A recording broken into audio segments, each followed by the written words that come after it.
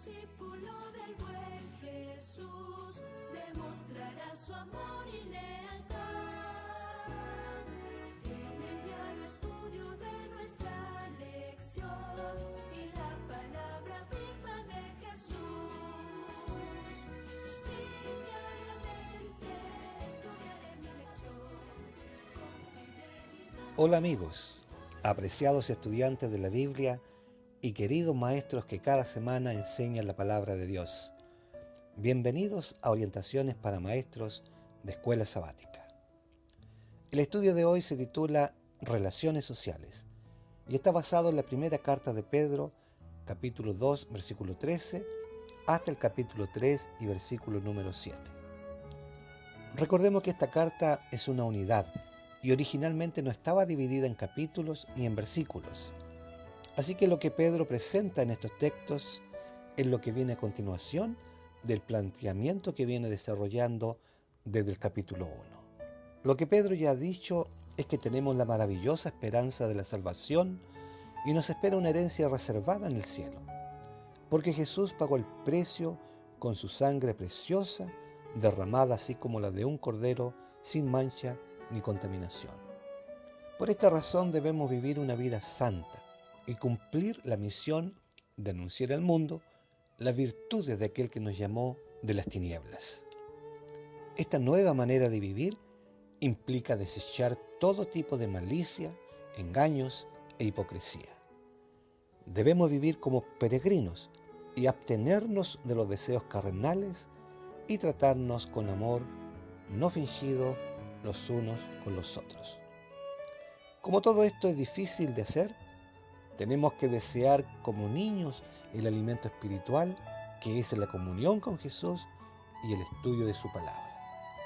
Pues esto nos dará la fortaleza para vivir a la altura de lo que Dios desea.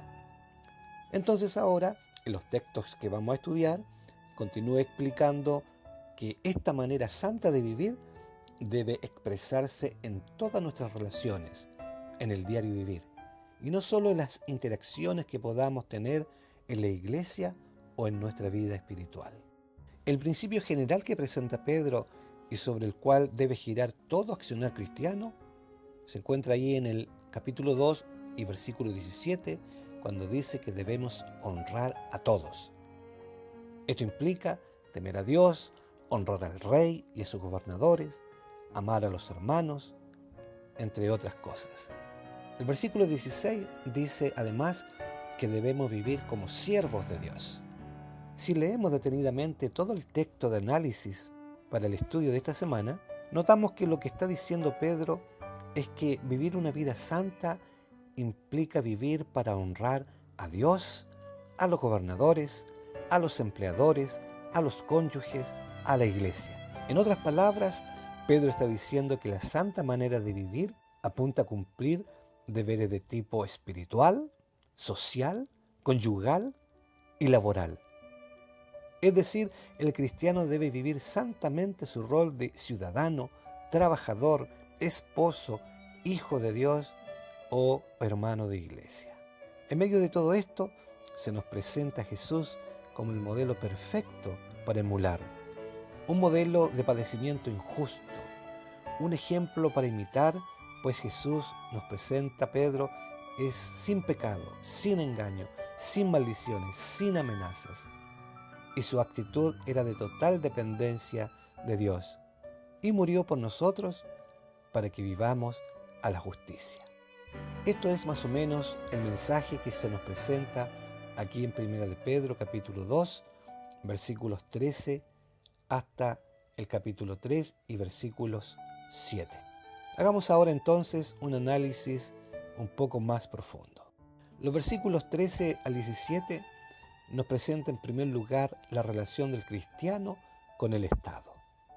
Textualmente leemos lo siguiente: por causa del Señor, someteos a toda institución humana, ya sea al rey como a superior, y a los gobernadores como por él enviados para castigo de los malhechores y alabanza de los que hacen bien. Porque esta es la voluntad de Dios, que haciendo bien, hagáis callar la ignorancia de los hombres insensatos, como libres, pero no como los que tienen la libertad como pretexto para hacer lo malo, sino como siervos de Dios. Honrad a todos, amad a los hermanos, temed a Dios, honrad al Rey. Lo primero que plantea Pedro es que hay que someterse a las autoridades gubernamentales. Ya lo había enseñado Jesús antes: dad a César lo que es de César y a Dios lo que es de Dios. Este sometimiento que plantea Pedro es por causa del Señor, dice el versículo 13. En otras palabras, el cristiano debe cumplir con sus obligaciones cívicas no solo por temor al castigo, sino debido al precepto y ejemplo de su Señor mientras estuvo en la tierra. Si revisamos los evangelios, nos podemos dar cuenta que Jesús cumplía con las disposiciones civiles, aún sometiéndose a injusticias antes que rebelarse contra la autoridad establecida. Además, agrega que esto es en la voluntad de Dios, pues haciendo el bien se hace callar a los hombres insensatos, nos dice el versículo 15. En otras palabras, la mejor manera de silenciar la crítica es no dar motivos para que aparezca. La expresión como libres del versículo 16 significa que el cristiano se somete a la autoridad no como un esclavo servil e inconsciente, sino inteligentemente y por su propia voluntad, como libre que es en Cristo Jesús, pero al mismo tiempo como un siervo de Dios. De todo esto podemos sacar varias lecciones. Número 1, el cristiano debe cooperar cordialmente con las leyes de la sociedad en que vive. Número 2, debe respetarse tanto a las autoridades superiores, como rey dice acá, como las de menor jerarquía, o gobernadores, pues de esa manera se puede mantener el orden, nos dice el versículo 14. Y número 3, explica que una de las principales funciones del gobierno es suprimir el desorden y que los cristianos deben cooperar para no hacer más difícil la tarea de quienes tienen esa responsabilidad. Y amigos, lo que plantea Pedro es loable, ya que está escribiendo en primera instancia para cristianos que estaban sufriendo opresión por el gobierno a causa de su fidelidad a Jesús. Y la maldad del Imperio Romano era bien conocida para aquellos que vivían dentro de sus fronteras, pues usaban la fuerza militar de una manera despiadada. Y por otra parte, el gobierno romano era un astro de corrupción. Pero Pedro argumenta que los emperadores y los gobernadores castigan a aquellos que actúan mal y alaban a los que hacen el bien. Primera de Pedro 2:14. Al hacerlo, juegan un papel importante en modelar a la sociedad. Así que una de las lecciones que podemos aprender es que los cristianos deben esforzarse para ser buenos ciudadanos, obedeciendo las leyes del país lo mejor que puedan, aun si el gobierno bajo el que viven está lejos de ser perfecto. A continuación, en 1 de Pedro 2, del versículo 18 al 23, se refiere a un tema bastante complicado: la relación amo-esclavo. El versículo 18 dice: criados, estad sujetos con todo respeto a vuestros amos, no solamente a los buenos y afables, sino también a los difíciles de soportar. Aquí comienza a hablarle a los esclavos cristianos de la época. La versión que estoy usando usa la palabra criados y otras versiones emplean el término esclavos, pero la palabra original que usa Pedro es oiketai, que se puede traducir como siervos, criados o domésticos. Este es un tema que para nuestro tiempo está fuera de discusión y poco comprensible para una mente que se ha desarrollado bajo el principio de igualdad de derechos humanos. Sin embargo, una lectura cuidadosa de 1 de Pedro, desde el capítulo 2, versículo 18 al 23, revela que Pedro, en vez de estar apoyando la esclavitud, provee consejos espirituales sobre cómo pensar en las circunstancias difíciles que en ese tiempo no podían ser cambiadas. Muchos de los primeros cristianos vivían sometidos a la servidumbre de sus amos terrenales. Es por eso que era necesario encarar el problema de la esclavitud desde un punto de vista práctico y no ideal. Pedro afirma que los esclavos cristianos debían ganar la estima y la bondad de sus amos, manifestando fidelidad, lealtad, humildad, paciencia y espíritu perdonador. Aunque Pedro reconoce que si bien es cierto, habían amos buenos, también habían otros que eran difíciles de soportar. Pero eso no era una excusa para ser descortés o desobediente. No importaba cuán difícil de soportar fuera el amo, el esclavo cristiano debía cumplir sus deberes fielmente. Pero Pedro precisa que la aprobación de Dios estaba en soportar estos sufrimientos por una injusticia y no por hacer lo que era incorrecto.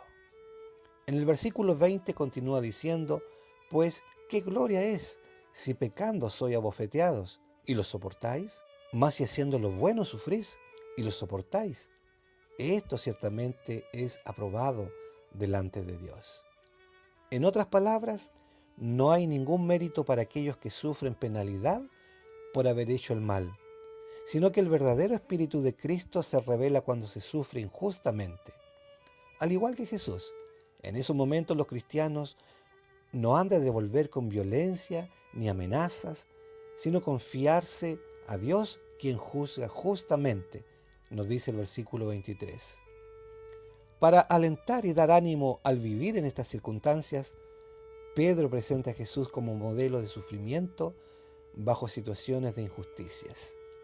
Leemos en los versículos 21 al 24, pues para esto fuisteis llamados, porque también Cristo padeció por nosotros, dejándonos ejemplo, para que sigáis sus pisadas, el cual no hizo pecado, ni se halló engaño en su boca, quien cuando le maldecían, no respondía con maldición, cuando padecía, no amenazaba, sino encomendaba la causa al que juzga justamente, quien llevó él mismo nuestros pecados en su cuerpo sobre el madero, para que nosotros, estando muertos a los pecados, vivamos a la justicia, y por cuya herida fuisteis sanados.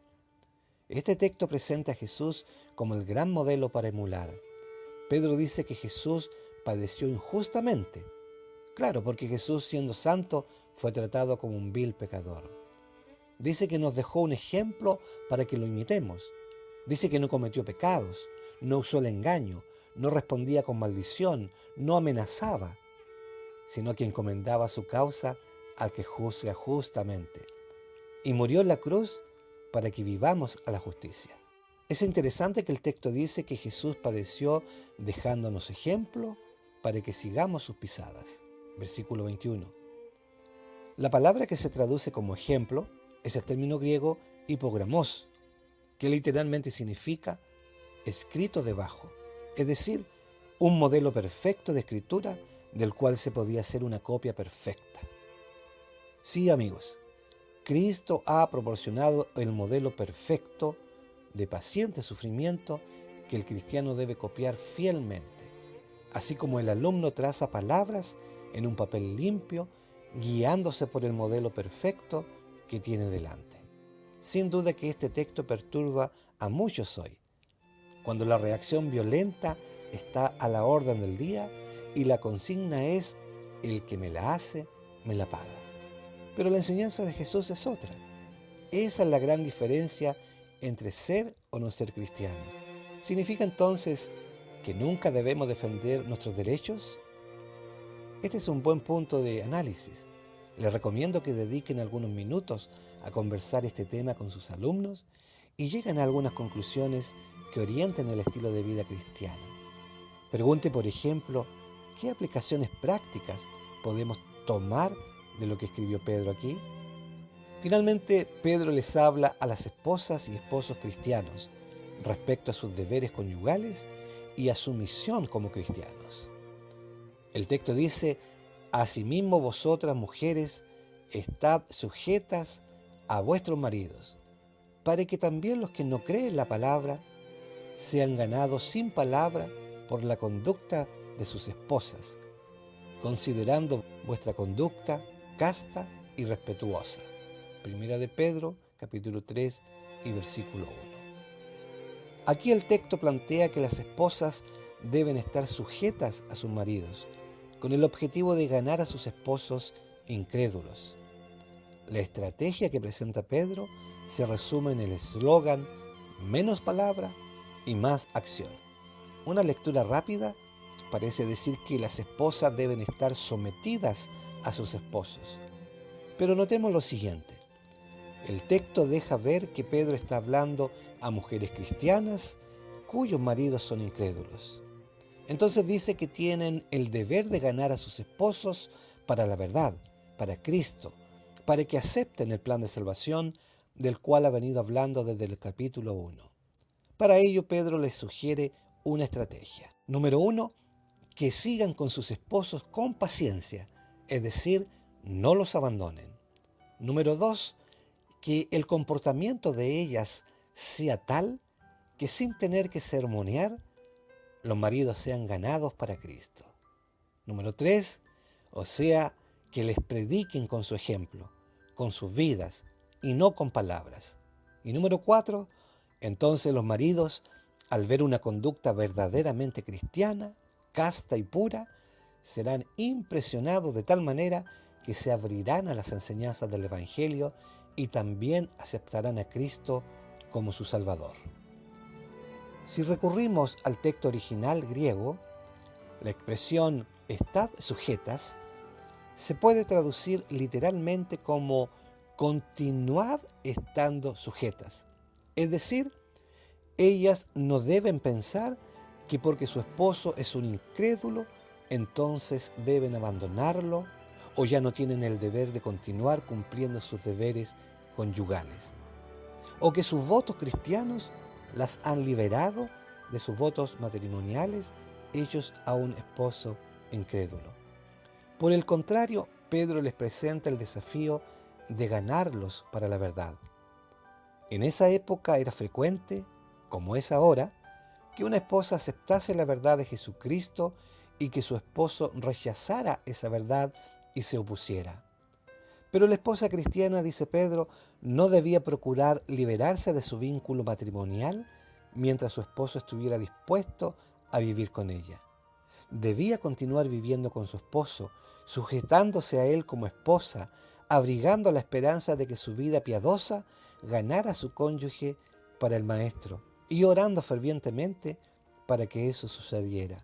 El método que sugiere Pedro es sin palabras, es decir, sin persuasión verbal. Todos como cristianos muchas veces argumentamos con palabras para ganar a otros para la verdad.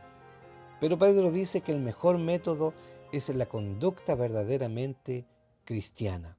Una esposa creyente puede ser tentada a argumentar y tratar de abrumar a su esposo mediante razonamientos lógicos, pero en términos generales, esta no es la mejor forma de ganar a un esposo o a un incrédulo.